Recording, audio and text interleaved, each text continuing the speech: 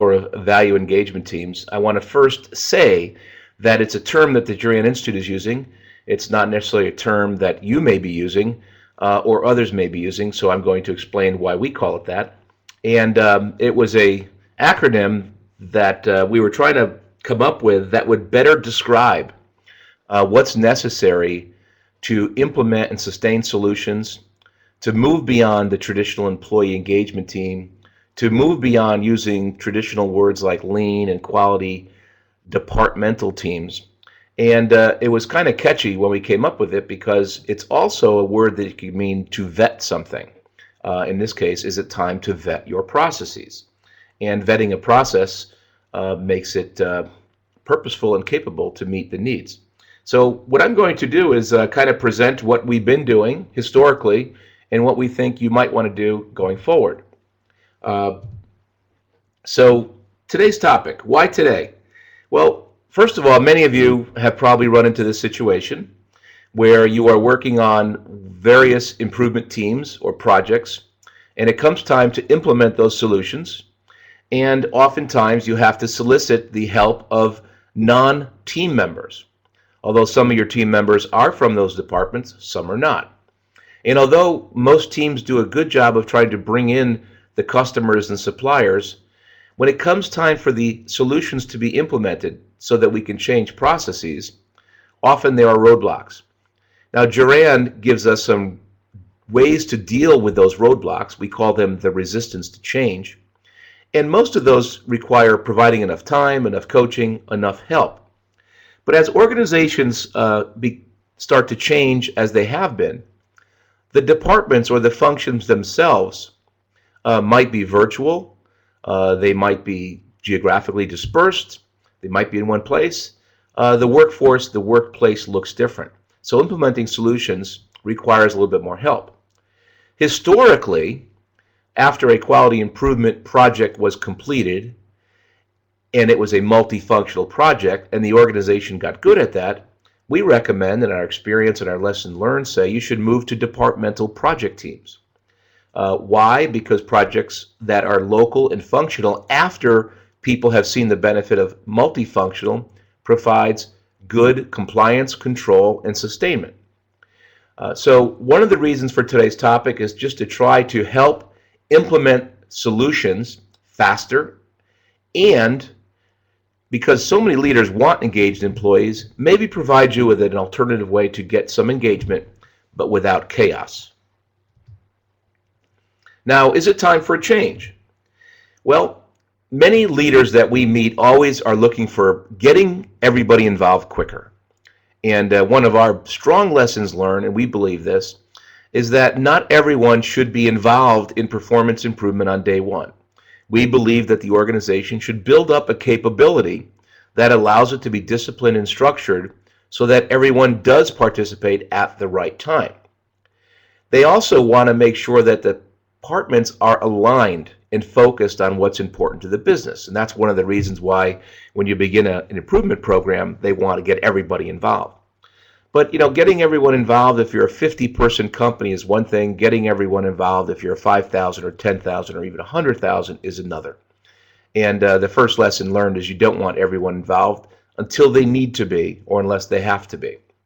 And trying to get them aligned to what value is has also been difficult.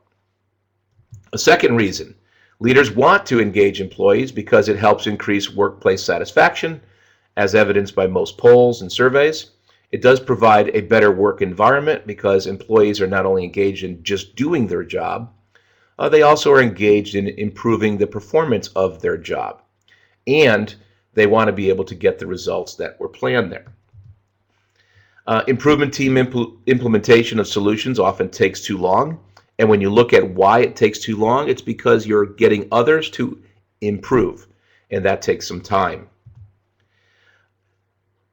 Changes that are not implemented quickly to achieve results are typical comments you hear from project teams.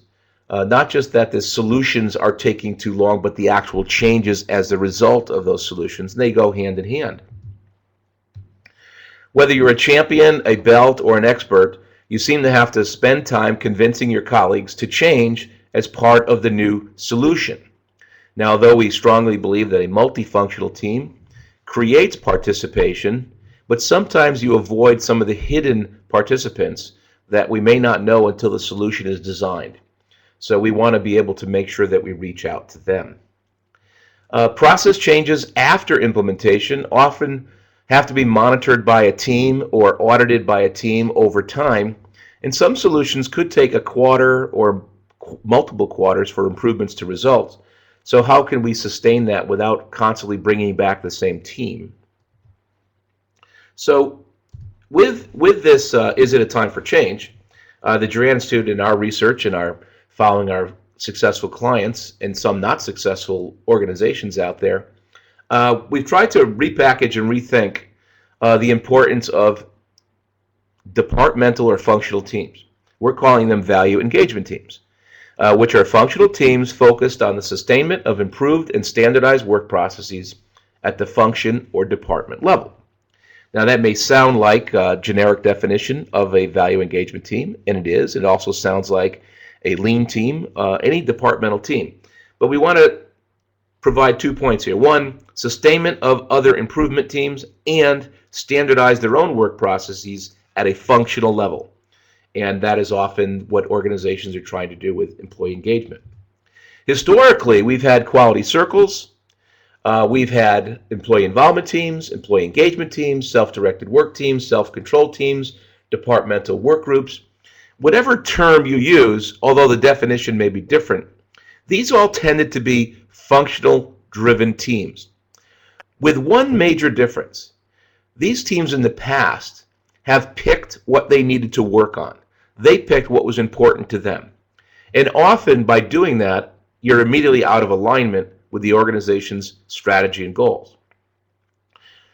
In Dr. Juran and Dr. Greina, way back in the 60s, in the early 70s, when quality circles came over here from Japan, noted one significant difference in the application of quality circles in Japan versus here, is that quality circles in Japan came after many years of cross-functional improvement. In the 70s over here, organizations tried to implement quality circles before they did cross-functional improvement. The results were significantly different. Today we have lean practice in Japanese and American and around the world organizations because the experience that came prior to it. Many of these efforts used to be done prior to large-scale improvement, but the big lesson learned is that they should come after the organization has started to break down barriers, learn some new tools, get a strategy clear. So whatever you want to call it, we're calling it value engagement teams, and we're going to tell you why. But today's agenda, we have 3 things. Why and what is the purpose of these teams? How do they fit into maybe your operational excellence structure? And how we recommend implementing these teams so they're successful. With that, I'm going to ask you to tackle my first poll here. Do you think this topic would be important to your organization? And the hidden question here is, are you having the same difficulties and want to try something new? So go ahead and test your skill at responding here, and we'll take a look. We have a lot of people today online, so it might take me a couple seconds here.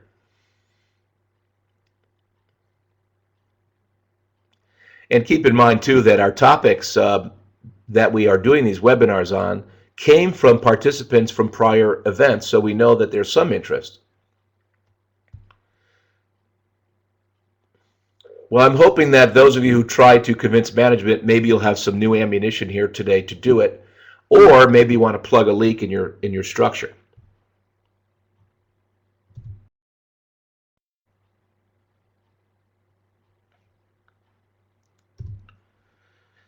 Quickly, for those of you who may not be around, I have some new information here about us, just so you know who we are.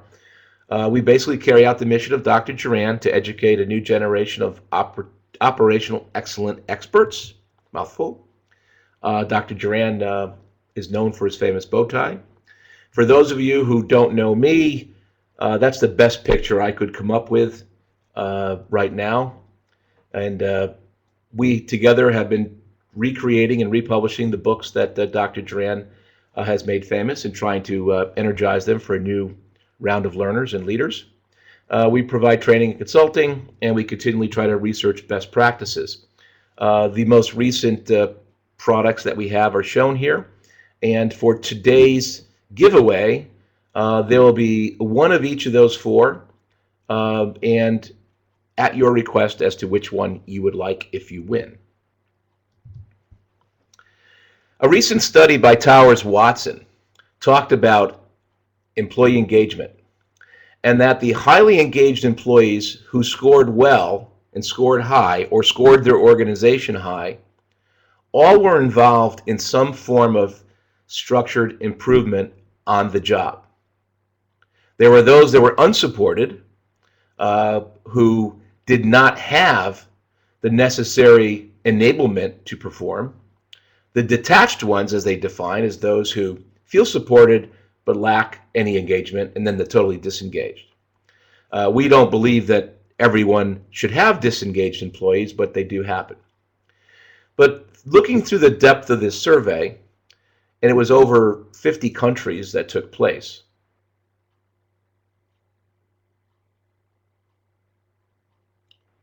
can everyone still hear me? Show of hands. Okay, I saw something pop on the screen there and I got a little worried. So employee engagement is important in running a business and an organization. Getting employees to be engaged has been our question and the answer we want to provide. What's a mechanism to get employees engaged? We find the best mechanism is to attach it to your operational excellence program as a continuation to sustain improvement. We don't believe it's the first point of improvement. Now, GE a number of years ago created their workout, and the workout was a form of employee engagement to get people comfortable with the idea of improvement. But simultaneously, they were doing Six Sigma-like improvement and business process improvement. So we believe they go hand in hand, but you should not begin with just these employee engagement teams. But the goal is to get them engaged in a positive way. Now, why do we call it a VET team? Well, the definition of VET is really simple: to make a careful and critical examination of something. So if a solution comes from an improvement team and I have to implement it, I can vet it to make sure that it's going to work. I can vet it to make sure that I understand it so that I carry it out properly. I also can be on a VET team to vet my own process, to make sure that I understand the value that we provide. And when we talk about value, it's really the monetary worth of something, or something that is beneficial, in our case, to the customer, whether it be internal or external. And obviously, engagement is to get a better relationship between the organization and its employees. Because based on that study and others, and probably your own experience, an engaged employee is one who is fully absorbed and enthusiastic about their work, and therefore takes positive action to further the organization's interest. Now, quality improvement, Lean, Six Sigma improvement teams are multifunctional, and they provide, and they should be providing, a similar exercise in terms of looking at the processes that are deficient or creating new services to meet needs of customers, doing a cost of poor quality or a value analysis to make sure that we are working on worthwhile things and that we made improvements. And we do engage the employees required to do that. We don't engage everyone, we just engage those who are needed. So I'm going to show you the relationship between these two, and this is why we call it VET teams. In the typical organization, we have a set of functions who are reporting to leaders who report to the executive in charge. And if we have a problem in one function, we typically, if we have a problem at the outcome in the green line, we typically find the cause somewhere within the organization. We try to pull those people together so that we can analyze and understand what's going on in that process or part of the organization. Most of us are familiar with this activity in terms of continuous improvement teams, Six Sigma teams, Lean teams. Typically a multifunctional team of people that have a vested interest in the outcome, led by a belt and championed by a leader. And we recommend, and our experience shows, and many winners recommend, that that's the right approach to begin a transformation, project by project. But we also know that that same multifunctional team may have difficulty trying to go in the other direction. That means trying to get the team members involved in launching solutions. So one aspect of our value engagement team is to help those teams go back to those processes or go back to those functions and help them implement it. A real simple way is take a team member from that area or from another area and go back and work specifically with anyone who has to be involved and form a team in that area. Not just until the improvement project's done, but once the improvement project's implemented, then move forward and continue on a path to maintain a full-time team now that they have learned a little bit about the organization structure. Another way to look at these teams is through the universal principles that we talked about earlier and that we espouse, which are, if we're designing a process or planning something new, we start out by looking at new features and new services. The outcome of that new service is to control the new design. And so we can get the teams involved in carrying over new designs into our operation, new services, new features. We also take a look at that control from a sporadic spike point of view. If we can set and establish control elements in the department or function, they can monitor the scorecard, and if there's a hiccup or a sporadic event, they can work to beat it down. And the third aspect of that is the one we've just mentioned, and that is breakthrough improvements from one level of control to a better level of control, going from here to here. The engagement team can carry out those solutions. Now, in an organization that has been doing improvement year after year and they say, what's next? You can implement departmental teams to carry out their own planning, their own control, and their own improvement. You just have to keep in mind that the biggest improvements come from multifunctional just by the nature of the size of that business process.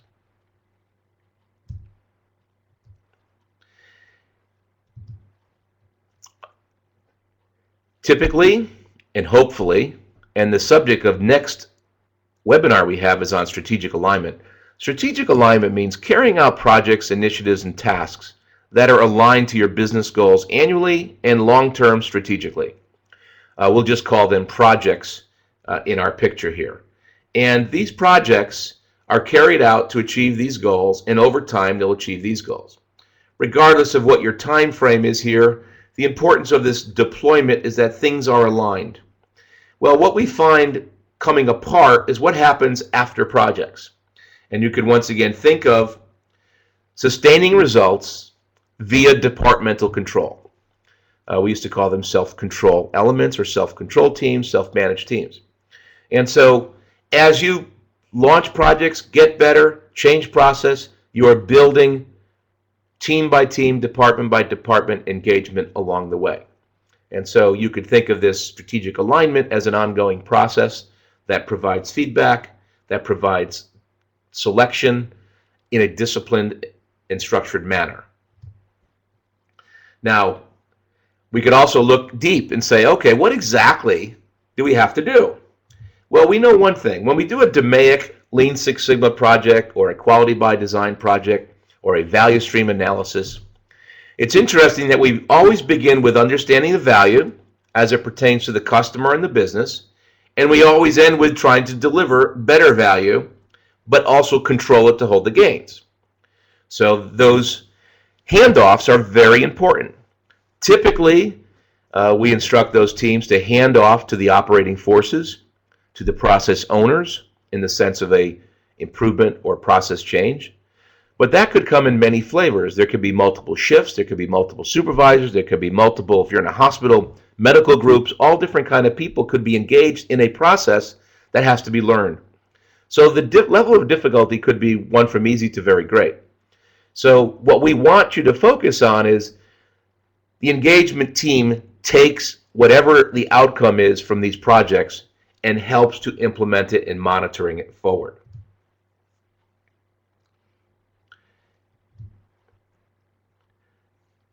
So what we have is, if we are trying to align to the strategic alignment of the company, a project that has already been picked properly has been picked by aligning it to the organization's strategy.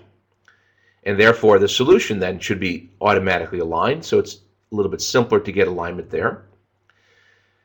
The solutions from the project teams are analyzed properly, hopefully, and are the right answers to the problem, and they have been supported by management, so the departments can't argue this was not analyzed properly. The customer needs and the critical to quality characteristics have come out of the analysis and should be easily transferred so that the departments or functions know what is important and are not just doing this for the sake of the team, but they're doing it for the sake of the value to the business.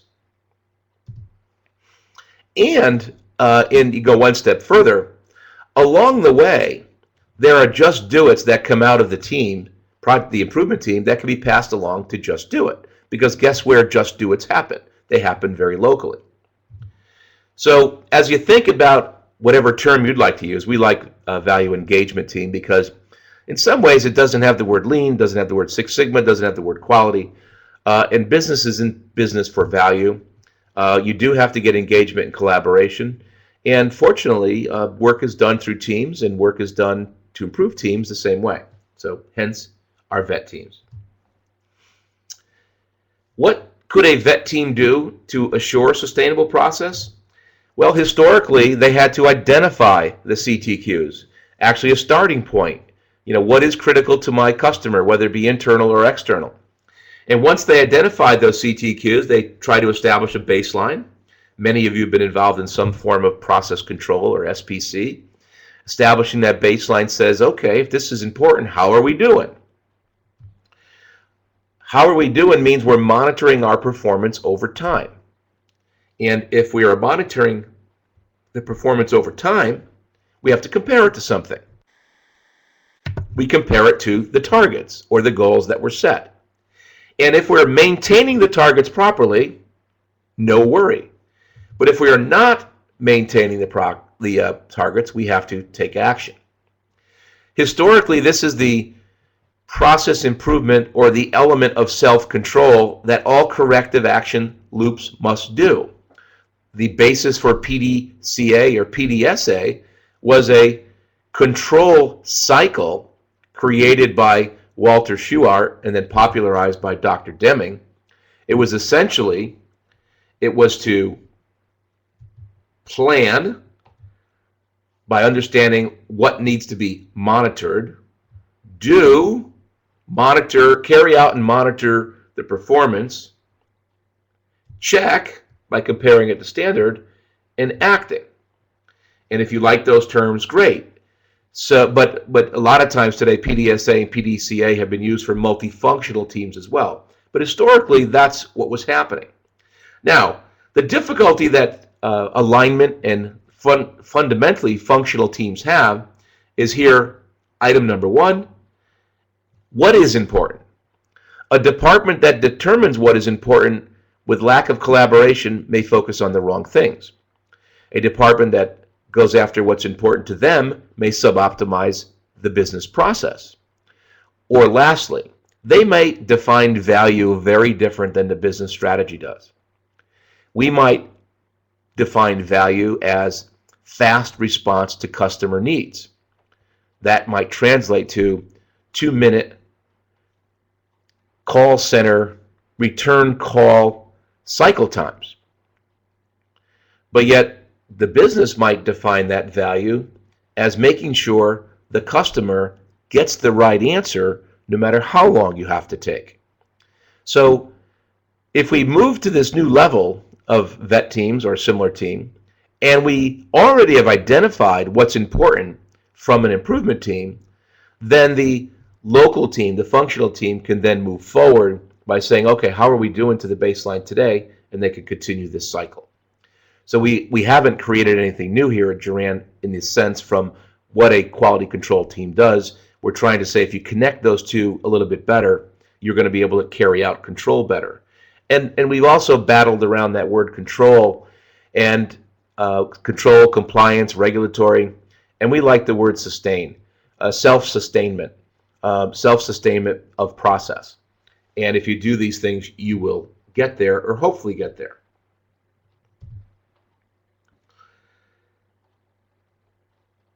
So based on a little teaser here, it also keeps you awake. Any interest in going further and elaborating on employee engagement teams? And I'd like to see if anybody has anything similar to that now. And that's what this question is. What's kind of similar? And so the second and third bullet are really saying, the third bullet, we're doing something like this now. So that helps me. And I will tell you this, I want to do this live video conference next time so we can get some personal interaction. And please feel free to ask questions. So that's actually split, interestingly, a third, and a third. So for the third that are very interested, take notes.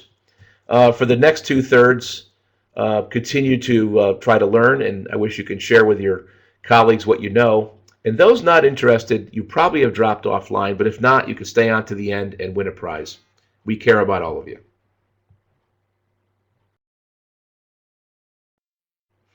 And back to the show.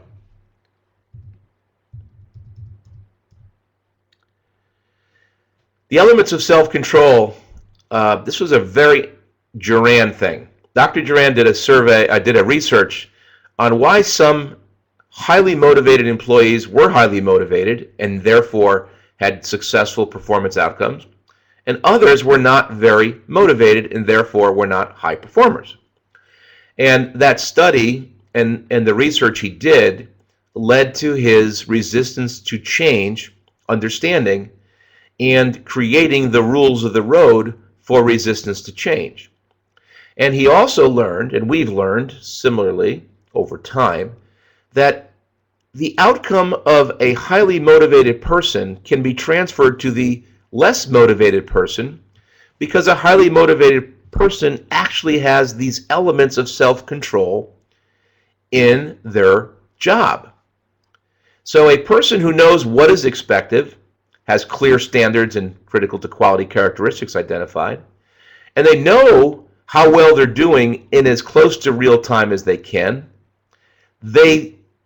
act if they have the ability to act, and therefore maintain the process. The study was very interesting because it studied the non-workplace, compare it to the workplace. The non-workplace, as Dr. Juran identified, was that how is it that some employees who are very poorly motivated during the workday can go out at night and excel in athletic competition, Toastmasters, public speaking, run civic organizations, and do them very, very well, but then come back to work and kind of so-so. And at the same time, how come there are other employees at work that are highly motivated and love coming to work? And by the comparison of these studies, they found those highly motivated individuals at home and those highly motivated individuals at work had the same three elements. That is, whether I was at work or at home running something, I knew what was expected. If I was playing softball, I knew we win by scoring runs. I knew we win by not making errors. I knew we win by getting hits. So I know what's expected, my performance. I know how we're doing because we keep score, little by little, inning by inning, quarter by quarter, period by period. So I get feedback. And if we're not winning, we get clear feedback from the coach. I get personal feedback because I'm not hitting or I'm not doing what I'm supposed to do. But we have the ability to change the process. The team leader or the coach can substitute players, can move people around, can offer advice to keep the process in control. And for the most part, we can win the ball game. People at work have the same thing. So we see a control team and a vet team really trying to take what's important, monitor it, and then continuously improve on it. If what is expected changes, that's got to come from either another improvement project or a really well-defined and aligned metric system, which initially organizations don't have. And that's why a vet team works best later, not initially, because they don't know what's important. Now, you can start an improvement effort from the control aspect, because there are some very clear technical specifications in many departments, but it's not those that are causing a lot of the pain. It's usually the other hidden customer needs that we have not defined and we need to discover. Now, we are not prescribing yet what a team may or may not need, and there's a number of reasons why. Well, first of all, in an organization that has done numerous improvement projects and lead to departmental projects, it is possible that many of those employees have been on teams. So we don't put them through yellow belt or green belt or black belt again. What we want them to make sure is the people that are in the departments have enough knowledge of, first, what the organization is trying to do. Second, what are these process changes you're asking me to do? Third, how can I avoid this resistance that takes place? Possibly some training and some team skills of working together and collaborating. And some of the basics of DMAIC or quality by design or root cause analysis. And we feel even though a team has done an improvement and an analysis, you could take a solution and show it to someone else and they want to know what you did. So we feel that they should have some knowledge, some working knowledge of root cause analysis, cause and effect, so that they understand that relationship between theory and cause. Obviously, we're talking about value, and so value stream mapping or cost to poor quality analysis is helpful. Using the 6S as a tool to continue engagement teams, and also mistake proofing. We tend to do mistake proofing in a multifunctional way, but we don't do enough of it in the departmental way. And also ability to read graphs.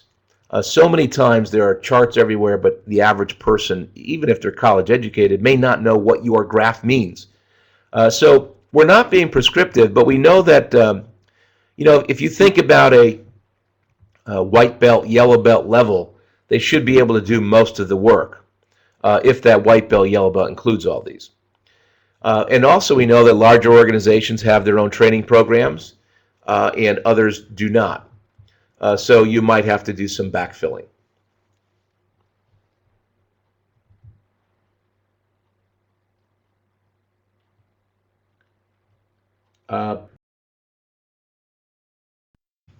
Sorry.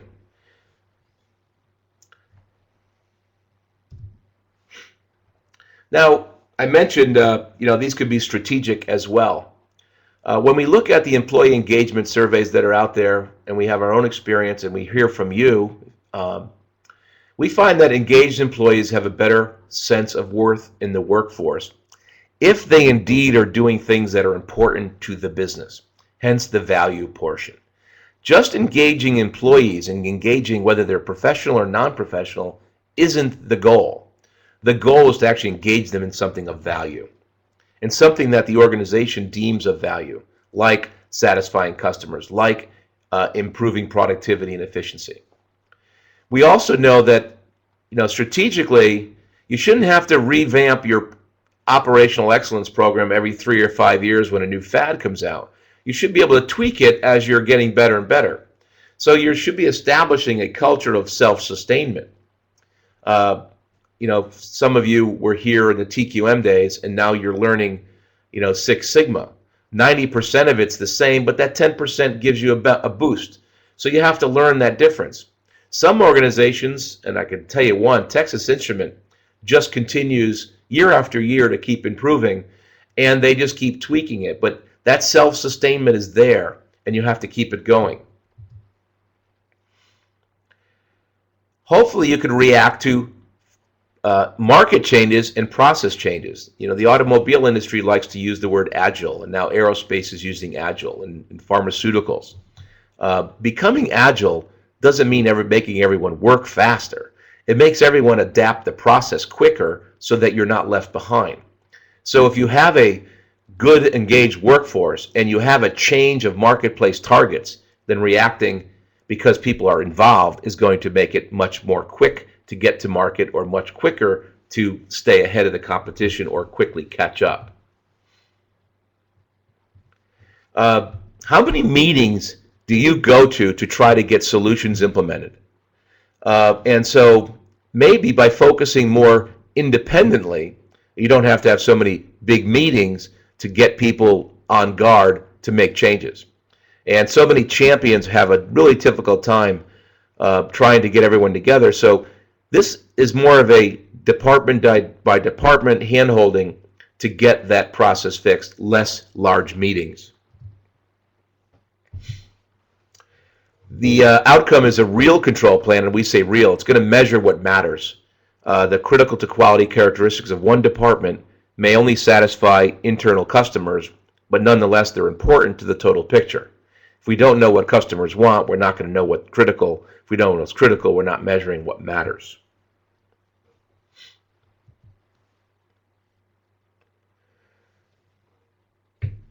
One thing for sure, sustain means hold the gains, not just sustain our thinking. It means hold the gains. If we're at a new level of performance, we have to stay there. So this is helping infuse that knowledge that our job is to hold the gains. Every day we're there to hold the gains. We're not necessarily there every day to change the level of the playing field. We do that periodically. But if we're told to maintain performance at this level, that's our job. If someone says we need to up it, then we have to go into improvement. But this helps us all get on the same page that holding the gain day after day, year after year is very important. To the marathon runners or the 100-meter dash runners, they know what it takes to hold the gains. They may not perform for 6 months or another year in competition, but to maintain the gain that they have to keep their nutrients up, they have to keep their exercise, they have to keep healthy. Those things go on day after day. Those are the elements of control that we put in place. Hopefully we feel, and I'll show you some of the signs of success, you're able to create better delivery of services. We think this is going to be much more important as organizations become flatter and flatter, and that the customer and supplier get closer and closer. A call center is very close because they talk to customers.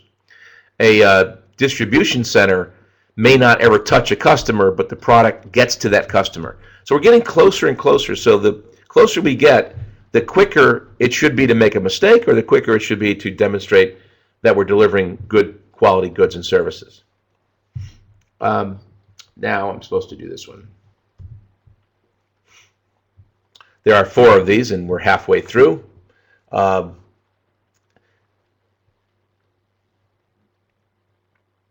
I love that one person that keeps putting 100% up first. Thank you very much.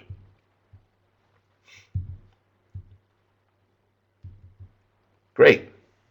You guys are welcome to stay another 3 or 4 hours. I have nowhere to go.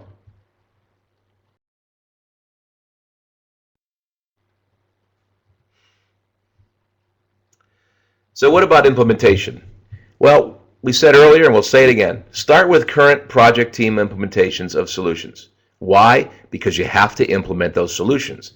And this might be a way to get there. You might start off informal and grow to formal. Use the same team members to carry the ball to those departments as facilitators. Facilitate the implementation by helping them understand what your team went through, by helping them understand the changes that take place in my department, and giving them the time and the coaching necessary. But do the education just in time. That could mean 4 different departments with 4 different team members going to do it at 4 different times. That's okay. But the multifunctional team has got a better chance of getting this done if we're all marching together. Make it visible. Some of you and many organizations use some kind of huddle boards or huddle teams. And traditionally a huddle team is kind of a daily get-together to talk about what's happening today or what happened today. So you could take those same huddle boards and visual management and implement or incorporate whatever these teams are doing into that. If you have a huddle engagement team, then you call it that. But what we want to make sure is that you're linking everything you do in a function to what's important. Communicate the employee engagement success. There was one organization, I can't mention the name, but I could in private, that actually ran competition for their engagement teams. That meant anyone who implemented solutions faster, anyone who implemented them that really satisfied the business value, competed each year for a prize. And it was a good way to create some fun. One organization, Kelly Services, the large person power organization around the world, made each department carry out their self-control process and had to get audited and pass each level to be seen by the leadership as part of the quality system. And therefore, they all worked very hard to move there. And as you communicate success, you can move into more parts of the organization, either through teams or not through teams. And I don't have an exact answer for you, but I would guess your second and third phase of implementation of change is when you'd want to do that. People are going to be more susceptible and less questioning of leadership's role and responsibility. So how do you know it's successful? Well, one is, are you implementing your improvement teams faster, and are they holding to the gains that were established? And here's what faster means. You should see changes in business performance as soon as a new metric monitoring that performance comes in. That could be a day, a week, a month, or a quarter. Yes, there are some that could take longer. But if you're not getting change within 1 quarter of your team conclusion, there's something challenging out there that you have to tackle. Another thing is you should have reduced questions and problems being addressed. Why can't we get manager X to participate? Why can't we change this process? Why can't we get the tool that we're told we have to have? So that the more information they have, the less problems you can have along the way. More ideas that'll come out of these, because if they see structured improvement, they see engagement in a positive way, they might say, by the way, here's a potential project we could work on as a multifunctional team, or can we work on this because we found something that we learned? And then in your organization, and this is a classic, if you're a black belt or a VP of this performance improvement organization, other departments are going to ask, show us how they did it, how the other organization did it. And as we start to use this VET term, we will try to keep track and also show you some of the goals. Remember, the goal isn't financial success of every department cutting 10% out of their costs. The goals should be established by the organization that are driving multifunctional teams that have those goals associated with them. A good VET team is one that's going to help you make sure that happens, and longer term become more efficient and more agile. Now, as always, before we conclude, I'm going to have you answer this poll, but more importantly, I'm going to challenge you on answering a question for each of the books that we are going to offer you. First of all, I'd like to thank you all for sticking around. Almost 80% of you stuck it out this time, and we want you to stay and come back. We like you to come back every month, and soon to be maybe every 2 weeks. We are building a vital library of short presentations that you might be able to use. So I thank you for participating. Now I'd like to ask those of you who are here, there's 5 products at the end we will give away any of those books. And what I'm going to do is I'm going to go back to those books, and I'm going to ask a question about each book, and the first person that types their answer will win the prize. Okay? Now, I'm going to be challenged here to do this, but I will try it. So here we go. I'm going back. This is everything you learned in 45 minutes. Take a good look, because the questions are there. Okay. First of all, what is the middle name of Dr. Juran, the picture in the upper left corner? This person. Middle name. I'll give you a hint. It starts with an M. It's not Michael. It's not Milton. It's not Martin. Think biblical. Not Mark, but that was good. Moses, Kimberly. Kimberly got it. Secondly, this is not a picture of me, but it is a picture of someone. Who is that picture of? Okay, stop. Wow, you guys are fast. The winner is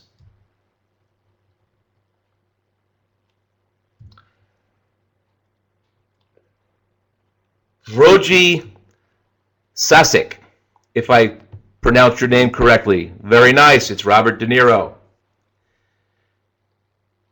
The newest book, Juran's Quality Improvement for Essentials, talks about, gives a term to planning, control, and improvement.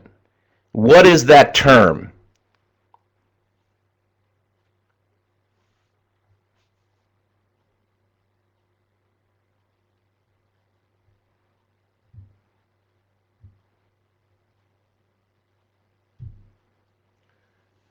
Don't raise your hand. Actually type in what the answer is.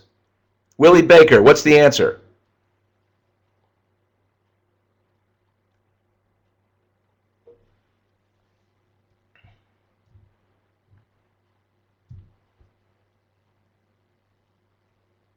The Juran Trilogy. And that is going to go to Michael LaDolacetta. So that's 3. This is the college textbook, Juran's Quality Management and Analysis. It was written by Dr. Juran's longtime associate and one of my mentors, Dr. Greina. Dr. Greina and Dr. Juran have provided this book for certified quality engineers and certified quality managers, and it is now a college text used in about 43 different universities. If you would like a copy of that book, all you have to do is guess my middle name, and it's an A.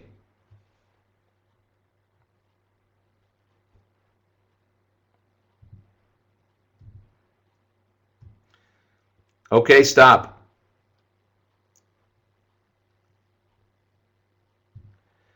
You know, having an international group of folks with some very interesting names make it difficult. However, the winner here is Sinisa Provecki, and that is 4. Very good. My middle name is Anthony. And lastly, if you are still here and want to win this book, type your last name in right now.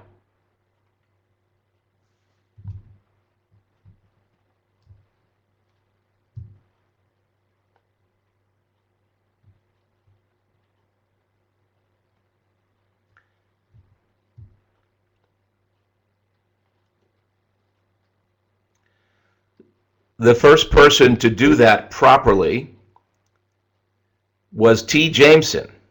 However, Macy Guzniczak said, me, so I'll give out 6 books. So there you have it, folks. Try to add a little color to this dreary day on the Massachusetts coast. I hope you had a good day. Hope you have a good time. Hope we see some of you next month. If you'd like additional information or would like us to come out and present to you or present this to you, you know where to find us. You can contact me anytime. You can contact Tina or my staff.